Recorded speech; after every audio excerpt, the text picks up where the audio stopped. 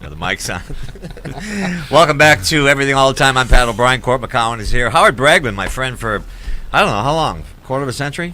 God, at least since when we were teenagers. Let's not go crazy. Howard, we'll get to Howard in a minute. We're brought to you by Effortless. If you want to put your business up on the cloud, you want it to be safe, right? You want everything safe.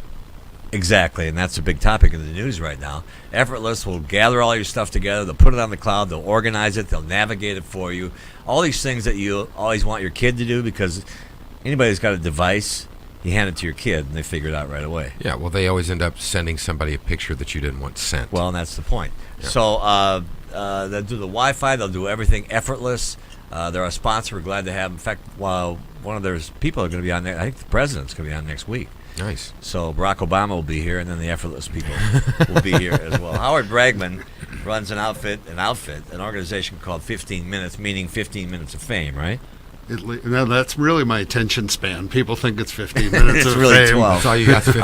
Howard, on a good day. Howard is a big name in Hollywood, and a big name amongst the gay, lesbian, transgender, queer, and question mark community.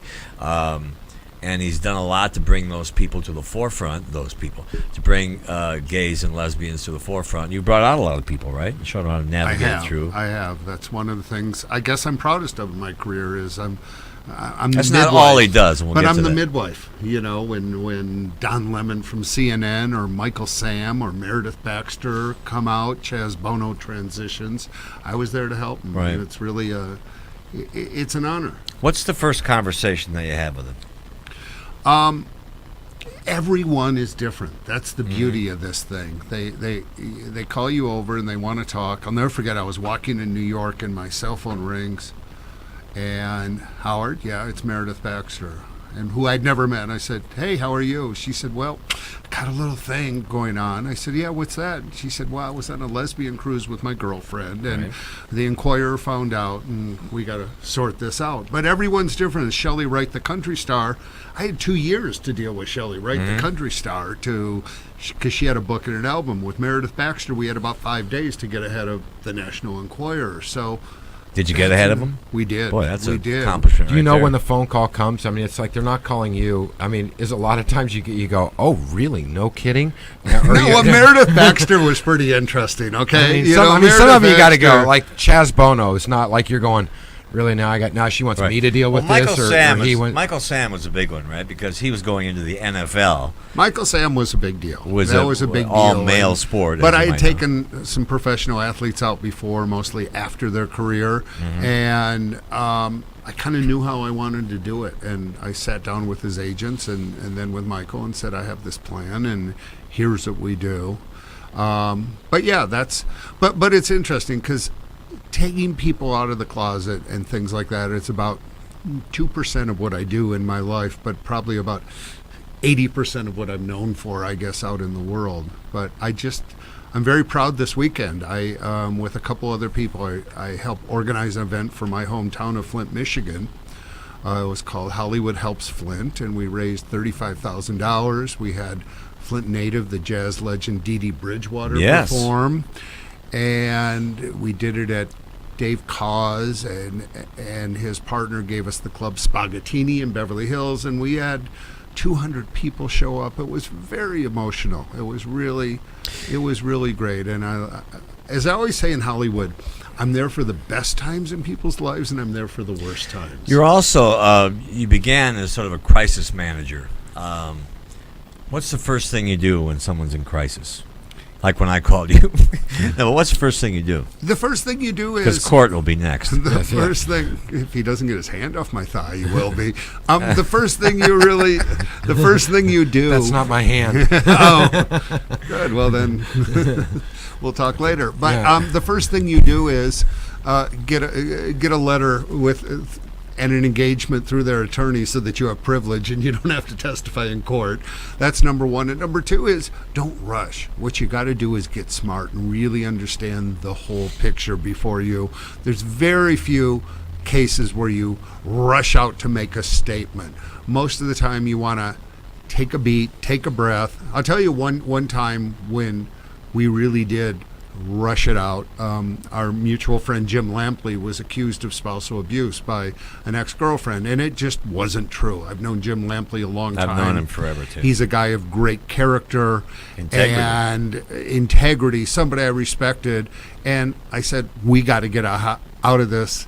We got to get ahead of this, and we have to deny this. And we did. And he came out of it really unscathed. I'm sure he's thrilled. What? He should be proud of it, because he really handled it with great class and integrity, the way he handles most things in his life. What's the problem? But the biggest thing is, and I think the hardest thing for anybody who's in a place like that is, like, what if it is wrong? I mean, when it is wrong, it's a lie. I get it all the time. It's like one of those situations where it's like, it's out there now. There's nothing right. you can't come back from it. I mean, you can obviously deny it. Can. I mean, you can. I did.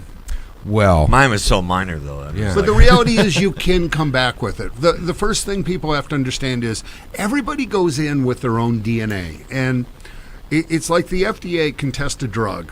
100 people get this new drug. 99 are miraculously cured. 1 drops dead. Okay? Right. It's almost kind of the same way with your reputation. Everybody some people can get away with things. Some people can't get away with things. It depends when they said it, how they said it. Was it caught on tape? Was it caught on a text? I've had a lot of people who were falsely accused of spousal abuse because people have learned that, I'll just accuse them of that. And I think of one I did, and he had his phone going, and he's telling his female partner, don't touch me, don't touch me. And I felt really good about that one, because it's rare that you have proof.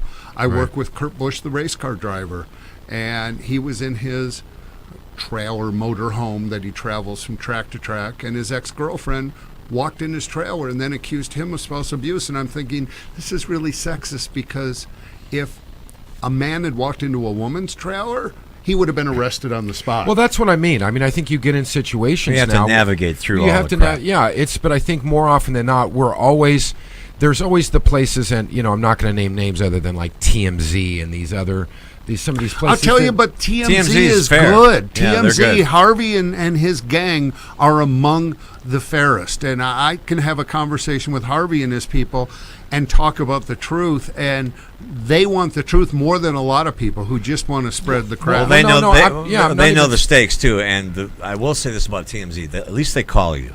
Well, I know, and I don't necessarily mean it. I'm not my favorite call. Harvey's calling. I don't necessarily mean that they're not out looking for the truth. What I'm saying is that when it goes out there, it's very the second story is always not. It's never as big or doesn't gain the traction that the first one does. Here's what Howard because said, the though. truth is coming behind it. You know what I'm saying?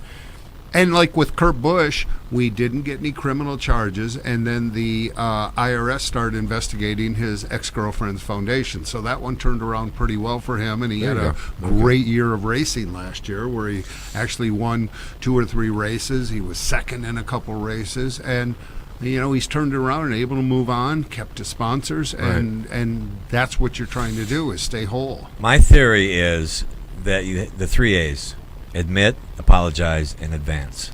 I mean, if you really got caught, but a lot of times there's false, if you really got caught, and you really did it.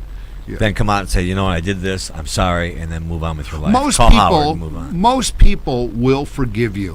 We won't forgive O.J. Simpson. We won't forget Bernie Madoff. We're not going to forget Bill Cosby. Most of the other time, if you own it, you have to do something that's kind of cathartic. If you say something homophobic, go help the gay community, and then time has to pass. If enough time passes, you can get through this. And also, it does go away. Depending Most on your of it. life. OJ's is not, because now that. And I don't think Bill Cosby's going away. And I don't think Bill Cosby's necessarily should go away. But Bill Cosby may go away. Howard Bragman is our guest. That's Court McCowan. I'm Pat O'Brien. Be back in a moment. Stay with us.